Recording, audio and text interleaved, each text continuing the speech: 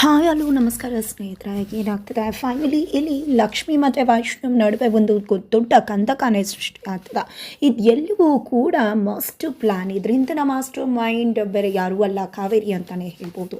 ಕಾವೇರಿ ಬಿಸಿದ ಜಾಲಕ್ಕೆ ನಿಜವಾಗ್ಲೂ ಕೂಡ ಲಕ್ಷ್ಮಿ ನಿಜವಾಗ್ಲೂ ಕೂಡ ಲಾಕ್ ಆಗಿ ನಿಜವಾಗ್ಲೂ ಬಿದ್ದೆ ಹೋದರು ಅಂತಲೇ ಹೇಳ್ಬೋದು.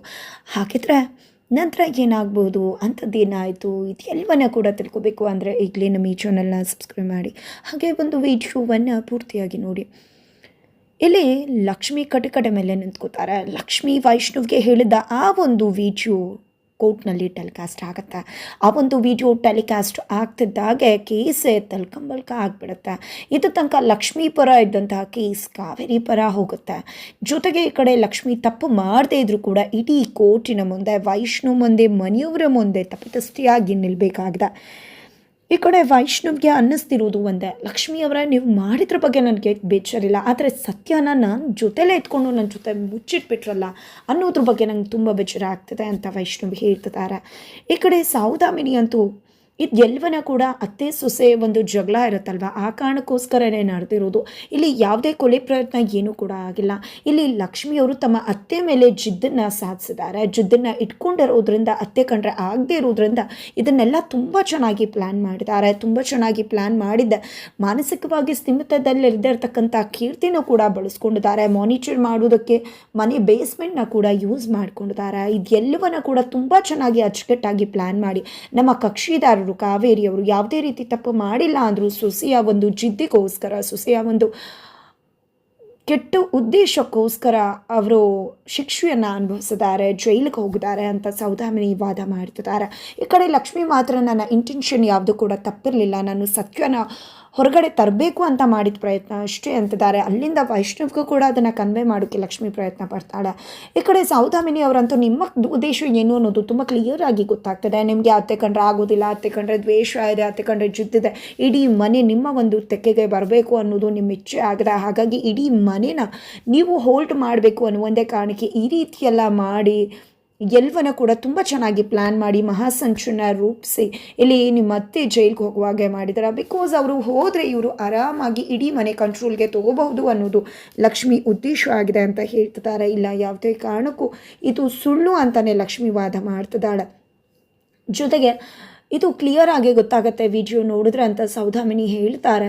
ಈ ಕಡೆ ಎಲ್ಲರೂ ಕೂಡ ನಿಶ್ಶಬ್ದವಾಗಿ ನೋಡ್ತಿದ್ದಾರೆ. ಅತ್ತ ಕಡೆ ಅಜ್ಜಿ ಪುರೋಹಿತರ ಹತ್ರ ಒಂದು ಜಾತಕನ ಕೇಳ್ಕೊಂಡು ಬರ್ತಾರೆ. ಆ ಒಂದು ಪುರೋಹಿತರು ಹೇಳೋದು, ನಿಮ್ಮ ಮನೆಯಲ್ಲೇ ಇದೆ ಸಮಸ್ಯೆ, ಅದನ್ನು ಬಗೆಹರಿಸ್ಕೊಳ್ಳಿ. ನಿಜ ಹೇಳಬೇಕು ಅಂದರೆ ನಿಮ್ಮ ಮಗಳ ಜಾತಕ ತೊಗೊಂಡು ಬಂದಿದ್ರೆ ನಿಮ್ಮ ಮಗಳೇ ಸಮಸ್ಯೆ, ನಿಮ್ಮ ಮಗಳಿಂದನೇ ಎಲ್ಲ ಆಗ್ತಿರೋದು ಅಂತ ಕೂಡ ಹೇಳ್ಬಿಡ್ತಾರೆ. ಈ ಕಡೆ ಅಜ್ಜಿಗೆ ಏನು ಮಾಡಬೇಕು ಅಂತ ಗೊತ್ತಾಗ್ತಿಲ್ಲ. ಏನಪ್ಪ ಇದು, ನಾನೇನೋ ಸಮಸ್ಯೆಗೆ ಪರಿಹಾರ ಸಿಗುತ್ತೆ ಅಂತ ಹೋದರೆ ಇವ್ರು ನಿಮ್ಮನೇಲೇ ಸಮಸ್ಯೆ ಇದೆ, ನಿಮ್ಮನೇಲೇ ಪರಿಹಾರ ಇದೆ ಅಂತ ಹೇಳ್ತಿದ್ದಾರಲ್ಲ.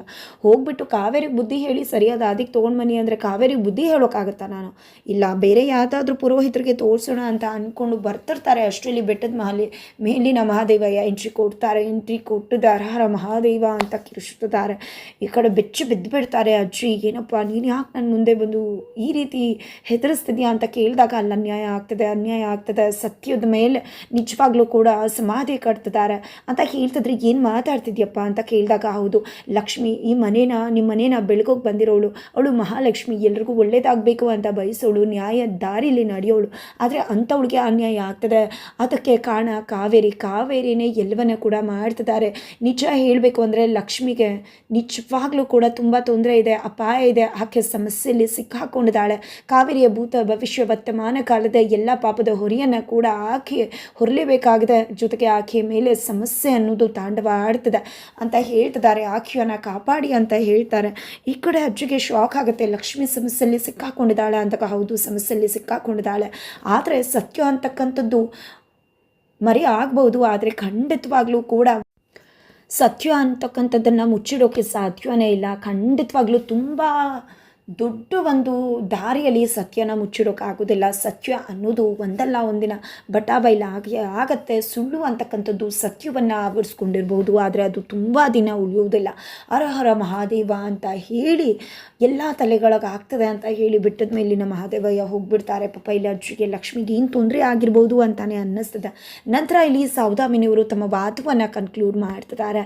ನೋಡಿ, ಇಲ್ಲಿ ಯಾವುದೇ ರೀತಿಯ ಒಂದು ತಪ್ಪು ಕೂಡ ನಡೆದಿಲ್ಲ. ಇದು ಲಕ್ಷ್ಮಿಯ ಹೊಟ್ಟೆ ಕಿಚ್ಚು, ಅತ್ತೆ ಸೊಸೆ ನಡುವೆ ಇರ್ತಕ್ಕಂಥ ಒಂದು ಸಾಮಾನ್ಯ ಜಗಳ. ಇವತ್ತು ಕೋರ್ಟಿನ ಸಮಯ, ಹಾಗೆ ನಮ್ಮ ಕಕ್ಷಿದಾರರ ಮರ್ಯಾದೆ, ಹಾಗೆ ಅವರು ಶಿಕ್ಷೆಯನ್ನು ಅನುಭವಿಸಿದ್ದಾರೆ. ಇಷ್ಟೆಲ್ಲ ನಡೆದು ಹೋಗಿದೆ ಈ ಒಂದು ಲಕ್ಷ್ಮಿಯ ದ್ವೇಷದಿಂದ. ಆಕೆಯ ದ್ವೇಷ, ಹೊಟ್ಟೆ ಕಿಚ್ಚುಗೆ ಇವತ್ತು ನಮ್ಮ ಕಾವೇರಿಯವರ ಒಂದು ಮರ್ಯಾದೆ ನಿಜವಾಗ್ಲೂ ಕೂಡ ಹರಾಜಾಗಿದೆ. ಅವ್ರಿಗೆ ನಿಜವಾಗ್ಲೂ ಕೂಡ ತೊಂದರೆ ಆಗಿದೆ. ಅತ್ತೆ ಸೊಸೆ ಜಗಳ ಒಂದು ಲಿಮಿಟಲ್ಲಿ ಇರಬೇಕು, ಆದರೆ ಅತ್ತೆ ಸೊಸೆ ಜಗಳ ಈ ರೀತಿ ಹೊಟ್ಟೆ ಕಿಚ್ಚು ದ್ವೇಷಕ್ಕೆ ತಿರ್ಕೋಬಾರ್ದು. ಈ ಒಂದು ದ್ವೇಷದಿಂದ ಇವತ್ತು ಕೋರ್ಟಿನ ಸಮಯ ಕೂಡ ಹಾಳಾಗಿದೆ ಅಂತ ಸೌದಾಮಿನಿ ವಾದ ಮಾಡ್ತಾರೆ. ಜೊತೆಗೆ ಆ ವಿಡಿಯೋ ನೋಡಿದ್ರೆ ಗೊತ್ತಾಗುತ್ತೆ, ಜೊತೆಗೆ ಕೀರ್ತಿನ ಬಳಸ್ಕೊಂಡಿರೋದ್ರ ಫೋಟೋಸ್ ನೋಡಿದ್ರೆ ಗೊತ್ತಾಗುತ್ತೆ. ಆಕೆ ಮಾನಸಿಕವಾಗಿ ಸ್ಥಿಮಿತದಲ್ಲಿ ಇಲ್ಲದೆ ಇರೋದನ್ನು ಬಳಸ್ಕೊಂಡು ತನಗೆ ಹೇಗೆ ಬೇಕೋ ಹಾಗೆ ಕೈಗೊಂಬೆ ಮಾಡಿಕೊಂಡು ಇಲ್ಲಿ ಲಕ್ಷ್ಮಿ ಕಾವೇರಿಯವರ ಬದುಕಲ್ಲಿ ಆಟ ಆಡಿದ್ದಾರೆ. ಅವ್ರನ್ನ ಜೈಲಿಗೆ ಕಳಿಸಿದ್ದಾರೆ. ಜೊತೆಗೆ ಆ ಒಂದು ರಾವಣ ದಹನದ ದಿನ ನನ್ನ ಮೇಲೆ ಅಟ್ಯಾಕ್ ಆಗಿದ್ದು ಅನ್ನೋದು ಇದೇ ರೀತಿಯಾದಂಥ ಒಂದು ಕಟ್ಟುಕತೆ ಅಂತ ಹೇಳಿ ಸೌದಾಮಿನಿ ವಾದ ಮಾಡ್ತಾರೆ. ತದನಂತರ ಜಡ್ಜ್ ಪಾರ್ಥಸಾರಥಿಯವ್ರನ್ನ ಪ್ರಶ್ನೆ ಮಾಡಿದಾಗ ಪಾರ್ಥಸಾರಥಿಯವರು, ನಾನು ಯಾವಾಗಲೂ ಜಯ ಗೆಲ್ಲಬೇಕು ಅಂತ ಹೇಳ್ತೀನಿ, ನಾನು ಏನೇನು ಒದಗಿಸೋಕ್ಕಾಗ್ಬೋದು ಅದು ಎಲ್ಲವನ್ನ ಕೂಡ ಒದಗಿಸಿದ್ದೀನಿ. ಜೊತೆಗೆ ಇಲ್ಲಿ ಲಕ್ಷ್ಮಿಯವರು ನಿಜವಾಗ್ಲೂ ಯಾವ ಉದ್ದೇಶಕ್ಕೆ ದುಡ್ಡು ಕೊಟ್ಟರು, ಯಾವುದೇ ರೀತಿ ತಪ್ಪು ಮಾಡಿಲ್ಲ ಅನ್ನೋದನ್ನು ಕೂಡ ಹೇಳಿದ್ದೀನಿ. ಆ ವಿಡಿಯೋದಲ್ಲಿ ಅವರು ಏನು ಹೇಳಿದಾರೋ ನಿಜವಾಗ್ಲೂ ಕೂಡ ಅವರು ಸತ್ಯವನ್ನು ಹೊರಗಡೆ ತೆಗೆಯೋದಕ್ಕೆ ಮಾಡಿರೋ ಪ್ರಯತ್ನ ಅನ್ನೋದನ್ನು ನಾನು ಹೇಳೋಕ್ಕೆ ಮುಂದಾಗ್ತಾ ಇದ್ದೀನಿ ಅಂತ ಹೇಳಿ ಸತ್ಯಕ್ಕೆ ಜಯ ಸಿಗಲಿ ಅಂತ ಹೇಳಿ ಪಾರ್ಥಸಾರಥಿಯವರು ಕೂಡ ತಮ್ಮ ಕನ್ಕ್ಲೂಷನನ್ನು ಕನ್ಕ್ಲೂಡ್ ಮಾಡ್ತಾರೆ. ನಂತರ ಈ ಕಡೆ ಜಡ್ಜ್ಮೆಂಟನ್ನು ಬರೀತಾರೆ. ಜಡ್ಜ್ಮೆಂಟ್ ಬರೆದ ನಂತರ ಇಲ್ಲಿ ಓದ್ತಾರೆ ಜಡ್ಜ್ಮೆಂಟ್ನ ಕೂಡ.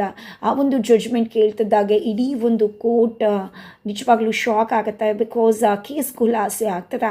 ಈ ಕಡೆ ಕಾವೇರಿ ತಪ್ಪು ಮಾಡಿದ್ದಾರೆ ಅನ್ನೋದಕ್ಕೆ ಯಾವುದೇ ರೀತಿ ಸಾಕ್ಷಿಗಳಿಲ್ಲ. ಲಕ್ಷ್ಮಿ ಮೇಲೆ ಅಟ್ಯಾಕ್ ಆಗಿರೋದ್ರ ಬಗ್ಗೆ ಸಾಕ್ಷಿ ಇಲ್ಲ. ಜೊತೆಗೆ ಗಿರಿಜಾ ಅವರು ಕಾವೇರಿಗೆ ದುಡ್ಡು ಕೊಟ್ಟಿದ್ದಾರೆ ಅನ್ನೋದ್ರ ಬಗ್ಗೆ ಕಾವೇರಿಯವರು ಗಿರಿಜಾಗೆ ದುಡ್ಡು ಕೊಟ್ಟಿದ್ದಾರೆ ಅನ್ನೋದ್ರ ಬಗ್ಗೆ ಯಾವುದೇ ಸಾಕ್ಷಿ ಇಲ್ಲ. ಕೀರ್ತಿ ಒಂದು ಹೇಳಿಕೆಯನ್ನು ಪರಿಗಣಿಸೋಕ್ಕಾಗೋದಿಲ್ಲ, ಬಿಕಾಸ್ ಆಕೆ ಮಾನಸಿಕವಾಗಿ ಸ್ಥಿಮಿತಲ್ಲಿದ್ದಲಿಲ್ಲ. ಆದರೆ ಅದನ್ನು ಬಳಸ್ಕೊಂಡು ಲಕ್ಷ್ಮಿ ತಮಗೆ ಹೇಗೆ ಬೇಕೋ ಹಾಗೆ ಕೈಗೊಂಬೆ ಮಾಡಿಕೊಂಡು ನಡ್ಕೊಂಡಿದ್ದಾರೆ ಅನ್ನೋದಕ್ಕೆ ಸಂಬಂಧಪಟ್ಟಂತೆ ಸಾಕ್ಷಿ ಇದೆ. ಹಾಗಾಗಿ ಇಲ್ಲಿ ಲಕ್ಷ್ಮಿ ತಪ್ಪಿತಸ್ಥೆ ಅಂತ ಹೇಳಿ ಕಾವೇರಿನ ಈ ಕೇಸಿಂದ ಖುಲಾಸೆಗೊಳಿಸ್ತಾ ಇದ್ದೀವಿ. ಜೊತೆಗೆ ಕೋರ್ಟಿನ ಒಂದು ಸಮಯವನ್ನು ದುರುಪಯೋಗ ಪಡಿಸ್ಕೊಂಡು ದ್ವೇಷಕ್ಕೋಸ್ಕರ ಇಲ್ದಿರತಕ್ಕಂಥದ್ದನ್ನು ಕ್ರಿಯೇಟ್ ಮಾಡಿ ಕಾವೇರಿ ಮೇಲೆ ಈ ರೀತಿ ಆಪಾದನೆ ಹಾಕಿರೋದ್ರಿಂದ, ಆಕೆಯನ್ನು ಜೈಲಿಗೆ ಕಳಿಸಿರೋದ್ರಿಂದಾಗಿ ಆಕೆಗೆ 6 ತಿಂಗಳ ಸಜ್ಜೆ ಮತ್ತು ದಂಡವನ್ನು ವಿಧಿಸಲಾಗುತ್ತೆ. ಬೇಕು ಅಂದರೆ ಡಿಫೆಂಡ್ ಲಾಯರ್, ಬೇಡ ಅಂದರೆ ಅದನ್ನು ನಾವು ಜೈಲು ಶಿಕ್ಷೆಯನ್ನು ಕಡಿತಗೊಳಿಸ್ಬೋದು ಅಂತ ಕೂಡ ಹೇಳ್ತಾರೆ. ಅಲ್ಲಿ ಸೌದಾಮಿನಿ ಕಾವೇರಿಯನ್ನು ಕೇಳಿದಾಗ ಬೇಡ ಅನ್ನೋ ಸಿಗ್ನಲ್ ಪಾಸ್ ಆಗುತ್ತೆ. ಹಾಗಾಗಿ ಇಲ್ಲಿ ಸೌದಾಮಿನಿಯವರು ದಂಡ ಕಟ್ಟಿದ್ರೆ ಸಾಕು, ಬೇಡ ಶಿಕ್ಷೆ, ಯಾಕಂದರೆ ಅವ್ರ ಜೊತೆ ಸಾಧಿಸೋದು ಅಂತ ಹೇಳಿ ಬೇರೆಯವರು ಸಾಧಿಸೋದಿಲ್ಲ, ನಮಗೆ ಮನುಷ್ಯತ್ವ ಇದೆ ಅಂತ ಹೇಳ್ತಾರೆ. ಬಟ್ 5 ಲಕ್ಷ ರೂಪಾಯಿ ಅಂತ ಜಡ್ಜ್ ಹೇಳಿದಾಗ ಅದು ನನ್ನ ಹತ್ರ ಇಲ್ಲ ಅಂದಾಗ ಈ ಕಡೆ ನೀನು ಬಿಕಾರಿ ಕಣ, ಬೀದಿಗೆ ಬೀಳ್ಬೇಕಾಗತ್ತೆ, ಇನ್ನೂ ನಿನಗೆ ಮನೇಲಿ ನರಕ ಇದೆ ತೋರಿಸ್ತೀನಿ ಬಾ, ಇನ್ನು ಮುಂದೆ ಇದೆ ಆಟ ಅಂತ ಹೇಳಿ ಕಾವೇರಿ ಮನಸ್ಸಲ್ಲೇ ಅನ್ಕೋತಿದ್ದಾರೆ. ಈ ಕಡೆ ಲಚ್ಚಿ ಬೇಕು ನನಗೆ ಅಂತ ಕೀರ್ತಿ ಹೇಳಿದಾಗ ಮಮ್ಮಿ ನೀನೇ ಕಟ್ಬಿಡು ಫೈನನ್ನು ಅಂದಾಗ ಖಂಡಿತವಾಗ್ಲೂ ಮಗಳೇ ಅಂತ ಹೇಳಿ ಅವರೇ ಕಟ್ಟೋಕೆ ಮುಂದಾಗ್ತಾರೆ ಕಾರುಣ್ಯ. ಬಟ್ ಅಷ್ಟರಲ್ಲಿ ವೈಷ್ಣವ್ ನಾನೇ ಕಟ್ತೀನಿ ಅಂತ ಹೇಳ್ತಾರೆ. ತದನಂತರ ಈ ಕಡೆ ಲಕ್ಷ್ಮಿ ಇನ್ನೂ ಕೂಡ ವೈಷ್ಣವ್ ಕೈ ಬಿಡ್ತಿಲ್ಲ ಅನ್ನೋದು ಕಾವೇರಿಯ ಒಂದು ನೋವಾಗ್ಬಿಟ್ಟಿದೆ ಅಂತ ಹೇಳ್ಬೋದು. ಫೈನಲಿ ಹೊರಗಡೆ ಹೋಗ್ತಿದ್ದಾಗೆ ಕಾವೇರಿ ಹೋಗಿ ಮಗನ ಅಪ್ಕೋತಾರೆ. ನಾನು ತಪ್ಪಿತಸ್ಥೆ ಅಂತ ಅಂದ್ಕೊಂಡಿದ್ದೆಯಲ್ಲ ಮಗನೇ, ಈಗ ನಾನು ನಿರಪರಾಧಿ ಅಂತ ಸಾಬೀತಾಗಿದೆ, ನಾನು ತಪ್ಪು ಮಾಡಿದ್ದೀನಿ ಅಂತ ಮಾಡಿಬಿಟ್ಟಿದ್ದೆ, ಆದರೆ ಇವತ್ತು ನಿನ್ನ ಹೆಂಡತಿ ತಪ್ಪು ಮಾಡಿದಾಳೆ ಅಂತ ಗೊತ್ತಾದರೂ ನೀನು ಅವ್ರ ಪರ ನಿಂತ್ಕೊಂಡೆ ಅಂತ ಹೇಳ್ತಿದ್ದಾರೆ. ಜೊತೆಗೆ ಇಲ್ಲಿ ಲಕ್ಷ್ಮೀ ನಿಜವಾಗ್ಲೂ ಕೂಡ ನಾನು ಏನು ತಪ್ಪು ಮಾಡಿಲ್ಲ, ನಾನು ಏನೇ ಮಾಡಿದರೂ ಕೂಡ ಅದರಿಂದ ಇರೋದು ಮನೆಗೆ ಆಗಬೇಕಾಗಿರೋ ಒಂದು ಒಳ್ಳೆಯ ಉದ್ದೇಶದಿಂದ, ಮನೆಗೆ ಒಳ್ಳೇದಾಗಬೇಕು, ತಪ್ಪು ಮಾಡಿರೋರಿಗೆ ಶಿಕ್ಷೆ ಆಗಬೇಕು ಅಂತಾನೆ. ಅದರಿಂದ ನಾನು ಯಾವತ್ತೂ ಕೂಡ ಯಾರಿಗೂ ಕೆಡಕನ್ನು ಬಯಸ್ತವಳಲ್ಲ ಅಂತ ಹೇಳ್ತಿದ್ರೆ ಸಾಕು ನಿಲ್ಲಿಸಿ, ಇಲ್ಲಿ ಒಂದು ನ್ಯಾಯ ಆಗಿದೆ, ಮನೇಲೂ ಒಂದು ದೊಡ್ಡ ನ್ಯಾಯ ಆಗೋದ್ರಲ್ಲಿದೆ ಅಂತ ಹೇಳಿ ಹೊರಟು ಬಿಡ್ತಾರೆ.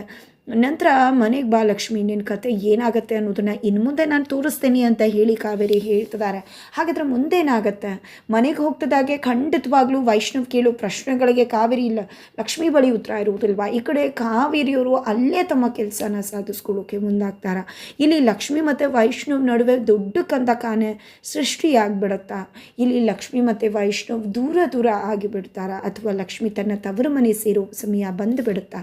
ಏನಾಗತ್ತೆ, ಏನು ಆಗುತ್ತೆ. ಇದು ಎಲ್ಲವನ್ನೂ ಕೂಡ ತಿಳ್ಕೊಬೇಕು ಅಂದರೆ ಈಗಲೇ ನಮ್ಮ ಈ ಚಾನಲ್ನ ಸಬ್ಸ್ಕ್ರೈಬ್ ಮಾಡಿ, ಹಾಗೆ ಮುಂದಿನ ವಿಡಿಯೋಗೋಸ್ಕರ ವೇಟ್ ಮಾಡೋದನ್ನು ಮರಿಬೇಡಿ.